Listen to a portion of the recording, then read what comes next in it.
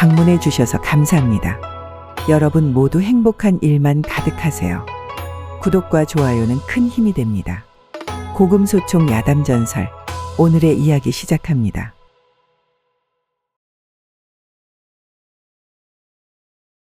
그렇게 두 사람은 각자 잠자리에 들었고 무지는 상자를 조심히 창틀 위에 올려두었답니다.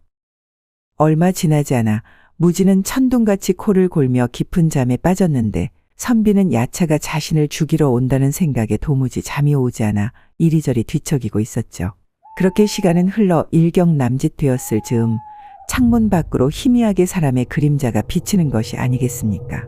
그러더니 이내 창문 쪽으로 쓱 다가와서는 시뻘건 두 눈으로 방안을 살피기 시작하는 것이었답니다.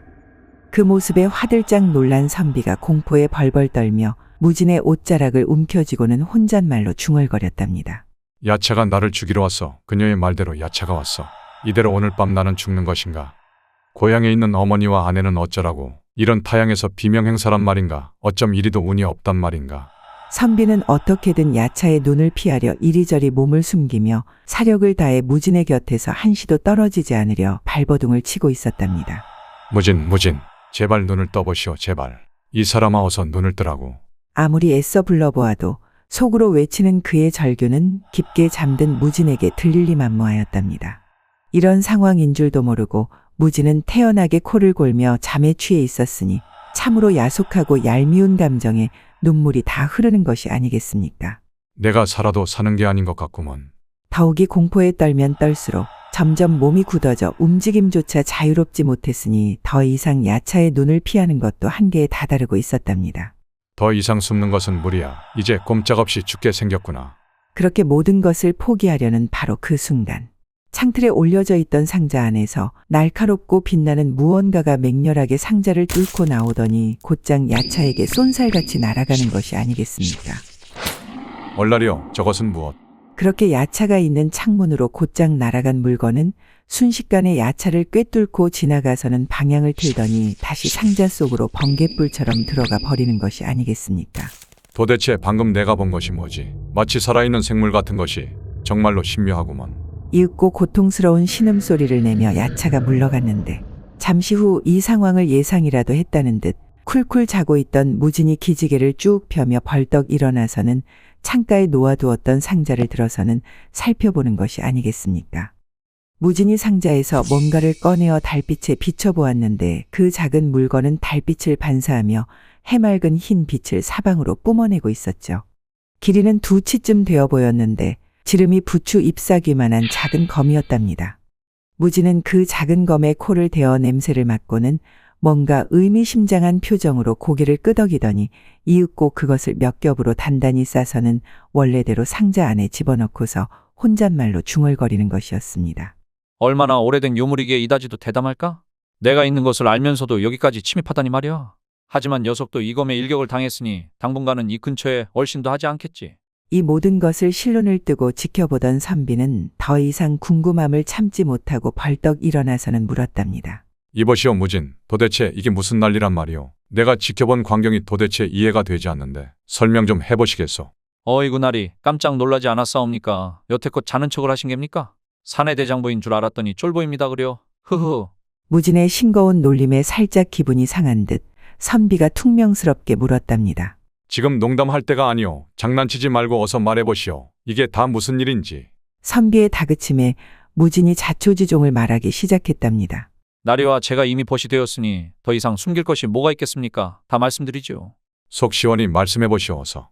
방금 나리가 보신 것은 사람의 피를 먹고 사는 야차인데 오늘 밤 나리를 먹잇감으로 노리고 침입을 한 것입니다. 일전에 평양 서생과 하인이 죽은 것도 모두 이 녀석들 짓이지요. 더 거슬러 올라가면 이 귀국사의 중들도 모두 야차에게 죽임을 당한 것입니다. 아니 그러면 그대는 그 모든 사실을 알고 있으면서 위험을 무릅쓰고 이리 위험한 곳에서 무엇을 하고 있었던 것이오? 저는 본디 도가에 출가하기 전 이 귀국사에서 수행하던 불제자였지요. 그런데 얼마 전 같이 수행하던 의형제로부터 이 귀국사에서 일어난 일을 듣고 급히 하산하여 머물던 차에 나리께서 이곳에 오신 것입니다.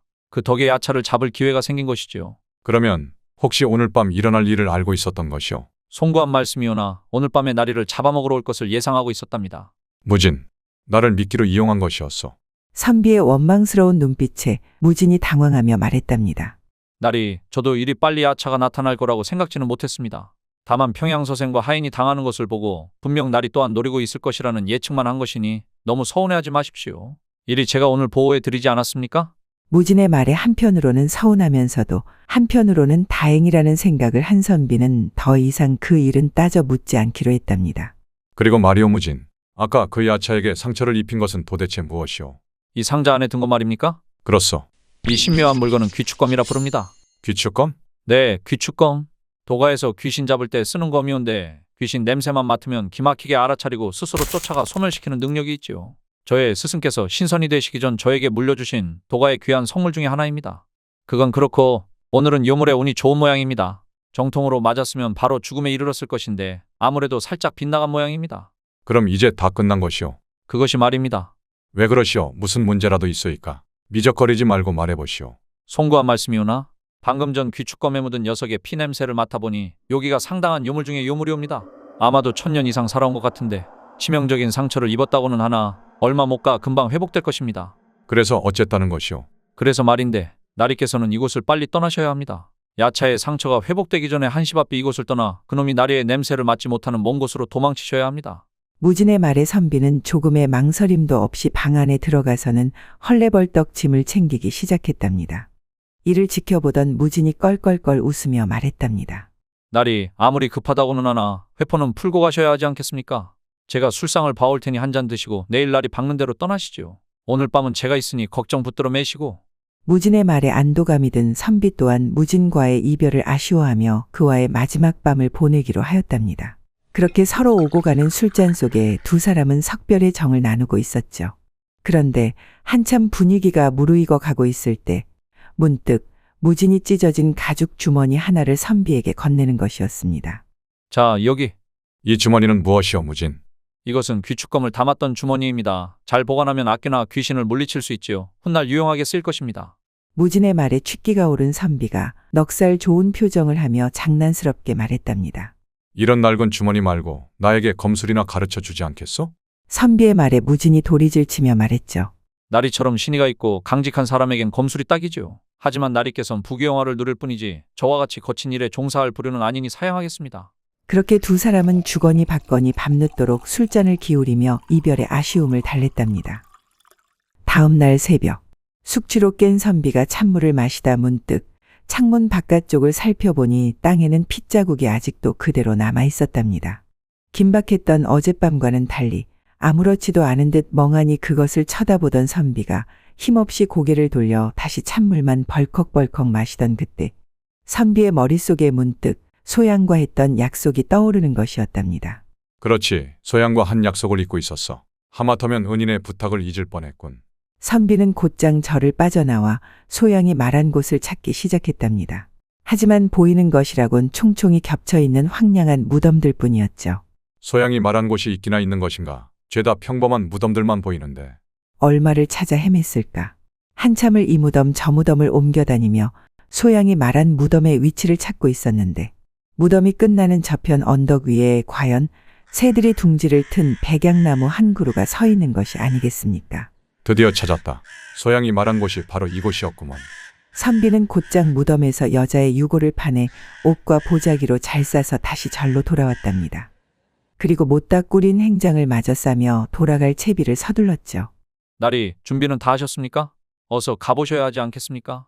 이제 갈 참이라오. 안 그래도 그대를 찾아가려던 참인데 잘 되었구려. 지금껏 잘 돌봐주어 감사해서 항상 건강하고 무탈하시길 비요. 인연이 되면 또 만나겠지요. 네, 나리. 함께 있는 동안 참으로 많은 것을 배웠습니다. 고향에 돌아가시거들랑 좋은 일만 있을 것입니다. 그렇게 선비는 무진과 마지막 작별 인사를 나눈 뒤 곧장 나루터에서 배를 빌려 타고 고향으로 돌아왔답니다. 그날 오후가 되어서야 겨우 고향집에 당도한 선비는 도착하자마자 자신의 서재 맞은편 들판에 소양의 봉분을 만들어 유골을 묻고 조촐하게 장사를 지낸 뒤 제사를 지내며 축원을 올렸답니다. 그대의 처지가 안타까워 이곳에 당신의 거처를 마련했으니 이제는 외로워 마시구려. 항상 내가 말벗이 되어드리리다. 바라건대 다시는 흉악한 귀신에게 능욕당하지 마시오. 급히 준비하느라 한 잔 박주만 올릴 뿐 맛있는 음식은 차리지 못했으니 이를 탓하지는 말아주시오. 그가 정성껏 기도를 올리고 몸을 돌려 집으로 향하려 할 때였답니다. 그 순간 갑자기 뒤편에서 누군가 소리를 지르는 것이었습니다. 잠깐만요, 나리. 저랑 같이 가요. 깜짝 놀라 뒤돌아보니 소양이 기쁨에 눈물을 흘리며 서 있었답니다. 그리고 거듭 감사의 마음을 표하며 말했죠.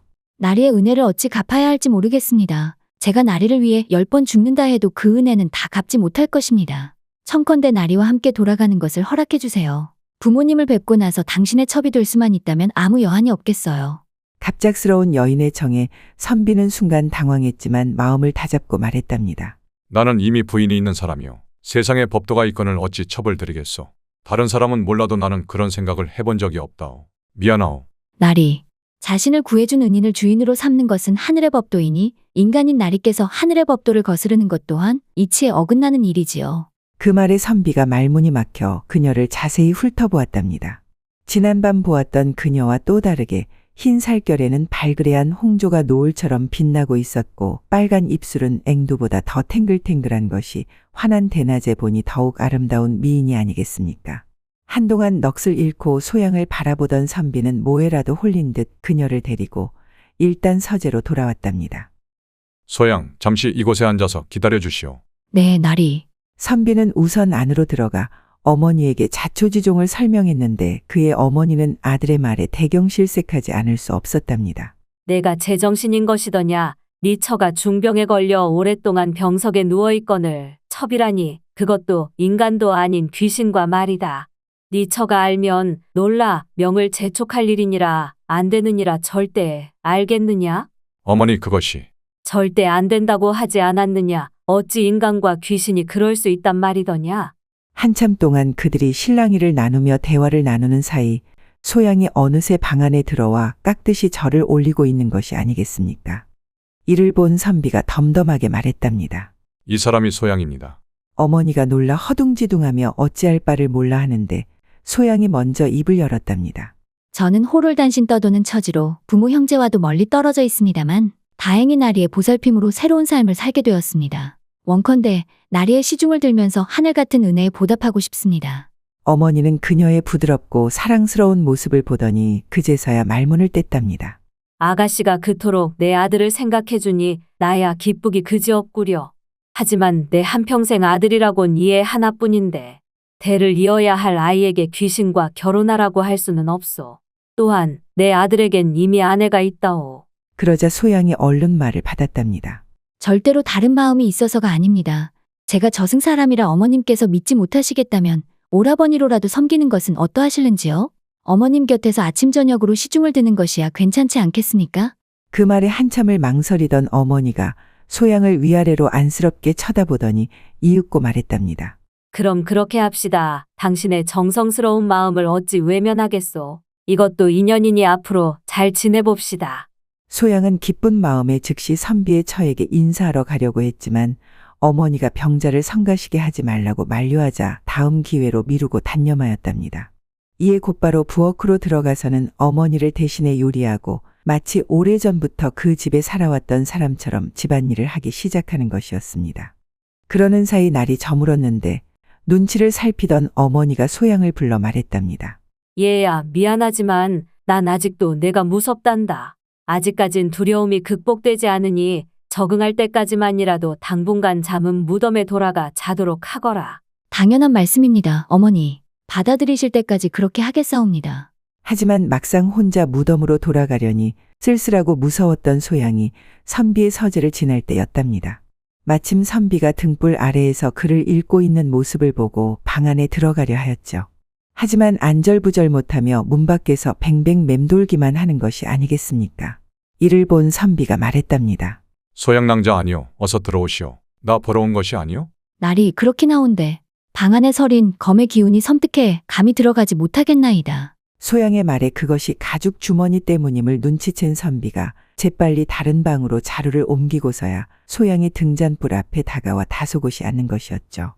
그러더니 한동안 아무 말도 하지 않다가 한참이 지나서야 선비의 눈치를 보더니 말을 거는 것이었습니다. 밤에 글을 읽으십니까? 저는 어렸을 때 능엄경을 읽은 적이 있는데 지금은 거의 기억이 나지 않사옵니다. 괜찮으시다면 저녁에 틈나는 대로 오라버님께 가르침을 청해도 될는지요? 그렇게 하시오. 그 이후로도 그녀는 별말 없이 선비가 글 읽는 모습을 그저 바라보며 한밤중이 될 때까지 가겠다는 말을 하지 않는 것이었습니다. 아니 소양, 어찌 밤이 늦었거늘 처소에 돌아가지 않으시는 게요. 그만 늦었으니 서두르시오. 선비의 눈치 없는 말에 그만 서러움이 폭발한 소양이 울먹이며 말했답니다. 저 혼자 황량한 무덤으로 돌아가기가 무서워서 그러는 것이 아니겠습니까?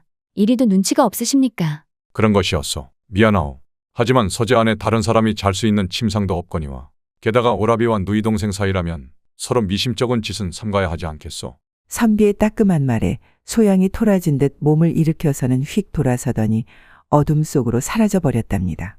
선비 역시 그녀의 마음을 모르는 바가 아니었으나 그녀가 불쌍하다고 집안에 따로 잠자리를 만들어주자니 어머니의 꾸지람이 두렵기도 하고 한편으로는 병상에 누워있는 아내에게 미안해 이러지도 저러지도 못할 뿐이었답니다. 그날 이후 소양은 매일 새벽 어머니께 문안을 드리고 대야의 새순물을 받아 시중을 든 뒤 다른 방으로 물러가 집안일을 했는데 어느 하나 어머니의 뜻에 거슬리는 것이 없었답니다. 그리고 황혼 무렵이 되면 그녀는 언제나 어머니에게 인사를 드리고 물러나와 서재에 들러 불경을 읽다가 선비가 잠자리에 들려는 기색을 보이면 매번 울상이 되어 물러가는 것이 일상이 되었죠. 그런 날들이 하루하루 지나가고 얼마 뒤 오랜 며느리의 병수발로 지쳐있던 어머니는 소양의 진심 어린 헌신의 감동에 드디어 그녀에게 마음의 문을 열게 되었답니다. 소양아, 네, 어머니. 오늘부터 나와 함께 이 방에서 같이 자도록 하자꾸나. 매번 혼자 외롭고 무서울 것을 생각하면 가슴이 아팠단다. 어머니, 정말이시옵니까? 정말이고 말고. 진심으로 감사드립니다. 더욱이 반년쯤 지나자 차츰 묽게 순 죽을 마실 수 있게 되었는데 그녀가 사람인지 귀신인지 말하지 않으면 아무도 모를 정도였으니 주위의 다른 사람들은 아무도 그녀가 귀신이라는 사실을 눈치채지 못했답니다. 그렇게 시간은 흘러 어느 날 중병을 앓고 있던 선비의 아내가 병마를 이기지 못하고 그만 죽게 되었답니다. 하루는 혼자 된 아들이 안쓰러웠던 어머니가 소양을 불러 말했답니다. 얘야, 내가 너를 며느리로 드릴 마음이 굴뚝 같다만 아들에게 이롭지 않을까봐 걱정스러운 마음이 앞서는구나. 소양은 어머니의 염려를 눈치채고 틈을 보아 이렇게 아뢰었답니다. 어머니, 1년이 넘는 세월 저와 함께 하셨으니 응당 저희 사람됨을 아실 것입니다. 저에게 딴 생각은 전혀 없사옵니다. 다만 나리께선 하늘과 사람의 흠모를 한 몸에 받으실 위인이 되실 것이니 저는 그저 나리를 돕고 또 의탁하고 싶을 뿐입니다. 그러다 보면 몇 년 뒤 제가 그 덕행과 업적을 인정받게 된다면 저승에서도 영광스럽지 않겠습니까? 물론 소양이 너의 성품이야 내 익히 알고 있는 바이니 걱정할 것이 없다만 다만 우리 가문의 자손이 끊기지 않을까 걱정이 앞서는구나. 어머니의 말에 소양이 그녀의 두 손을 꼭 잡고 말했답니다. 어머니, 자녀는 오직 하늘만이 주실 수 있는 것입니다. 일전에 사람의 운명을 적은 장부를 본 적이 있사온데 나리께는 가문과 조상을 빛낼 아들이 셋이나 된다고 씌어 있었습니다. 귀신인 저를 처로 삼았다고 해서 그것이 없어지지는 않을 것입니다.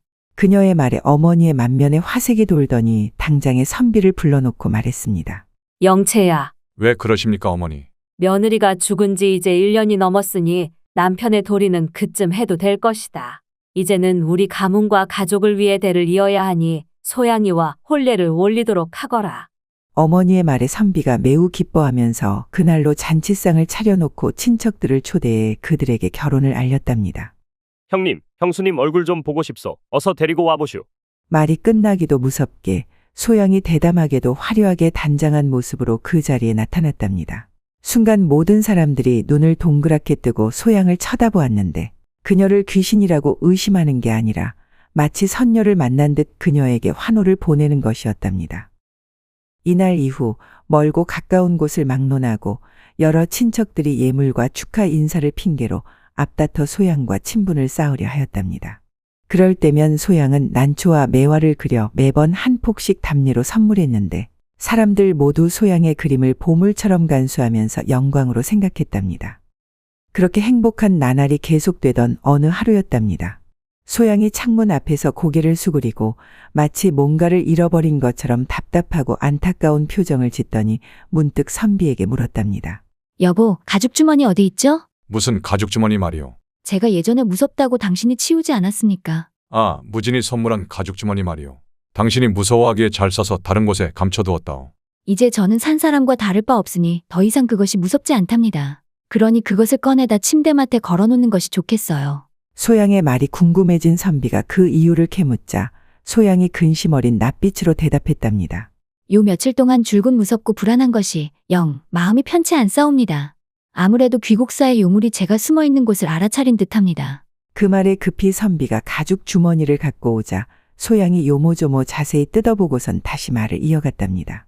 이것은 검선이 사람 머리를 담았던 주머니예요. 이 정도로 낡아해질 때까지 얼마나 많은 사람을 죽였는지 알 수가 없군요. 지금 보아도 오싹하고 소름이 끼치는 물건이에요. 그녀는 즉시 가죽 주머니를 침대 옆에 묶어두었는데 그 다음 날에는 방문 앞으로 옮겨 걸며 안절부절 못하는 것이 아니겠습니까? 하루 종일 초조해하던 소양이 밤이 되니 더욱 심사가 혼란한 듯 선비의 손을 붙들고 말하는 것이었답니다. 절대 제 손을 놓아서는 안 됩니다, 나리. 절대 잠들지 마세요. 소녀를 혼자 두면 아니 되옵니다. 부인, 내가 지켜줄 테니 걱정하지 마시오. 떨지 마시오, 떨지 마. 등불을 마주하고 서로를 위로하던 그때 벼랑간 어떤 물체가 공중에서 새처럼 떨어져 내리는 것이었답니다. 깜짝 놀란 소양이 영채의 등 뒤에 숨었는데 자세히 보니 예전에 귀곡사에서 보았던 그 녀석이었답니다. 야차다, 야차. 녀석은 번들거리는 눈깔에 피처럼 새빨간 혓바닥을 날름거리며 불꽃을 이글이글 내뿜더니 이빨과 발톱을 휘두르면서 앞으로 돌진해 왔답니다. 무섭게 돌진하던 녀석이 방문 앞에 이르자 순간 뒷걸음질치며 한참을 머뭇거리는가 싶더니 이내 천천히 가죽 주머니로 다가서서는 마치 잡아채 찢기라도 할 것처럼 손톱을 앞으로 뻗었답니다. 바로 그 순간 갑자기 주머니가 쨍 소리를 내면서 광줄이 2개만한 크기로 커지는 것이 아니겠습니까? 그러더니 주머니 속에서 어떤 귀신이 상반신을 내밀더니 야차를 잡아채서는 주머니 안으로 끌고 들어가는 것이었습니다. 그러자 순식간에 사방이 조용해졌는데 주머니 또한 원래의 크기로 오므라들었답니다. 서로 부둥켜 안고 있던 선비와 소양은 그제서야 흥분한 어조로 말하기 시작했답니다. 이제 끝난 것이오, 소양. 네, 나리, 이제 더 이상 다른 재난은 없을 거랍니다. 잠시 후 둘이 함께 주머니 속을 들여다보았는데 맑은 물 몇 대가 고여있을 뿐 귀신은 보이지 않았답니다. 그 일이 있고 몇 년이 지난 뒤 선비는 조정의 신뢰를 얻어 선예청 당상관에 임명되었고 소양은 아들 하나를 낳았답니다. 또한 영채는 소양의 권유로 다시 첩을 하나 들였는데 그녀와 첩이 각기 하나씩을 더 낳아 소양의 말대로 선비 가문의 자식은 셋이 되었죠. 훗날 선비의 세 아들은 모두 벼슬을 했고 명성도 높았다고 합니다. 낯선 여인의 유혹에 자지러진 선비 이야기 재미있게 잘 보셨나요? 오늘 이야기는 여기까지입니다. 여러분 모두 행복한 하루 되시기 바랍니다. 다음 시간에 더 재미있는 이야기로 찾아오겠습니다. 구독과 좋아요, 알림 설정 부탁드립니다. 더 재미있는 이야기를 원하신다면 다음 동영상과 추천 동영상 꼭 시청 바랍니다. 감사합니다.